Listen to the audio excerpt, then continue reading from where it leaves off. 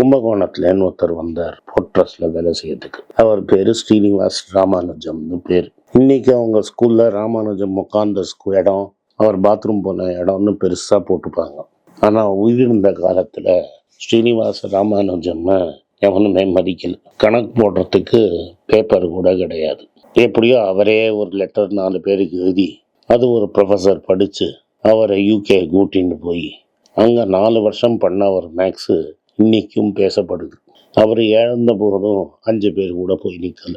ஏன்னா தீட்டு அது இதுன்னு சொல்லி எங்களை ஆட்கள், அவரும் எங்களை கம்யூனிட்டி சேர்ந்தவர் தான், அவரை பகிஷ்காரம் பண்ணாங்க. இன்னைக்கு அந்த செல்வந்தர்லாம் யாரு என்னன்னே தெரியாது. ஏன்னா பாரதி சாரும் அவரும் ஒரே சமயத்துல தான் இருந்தாங்க ஒரு 100 வருஷத்துக்கு முன்னாடி. அந்த காலத்துல இருந்த யார் பெரிய பணக்காரன், யார் இந்த மெட்ராஸ் சிட்டியில ரொம்ப பெரிய ஆளா இருந்தா, இதெல்லாம் யாருக்குமே தெரியாது. ஆனா இன்னைக்கு பாரதியும் ராமானுஜமையும் எல்லாருக்கும் தெரியும்.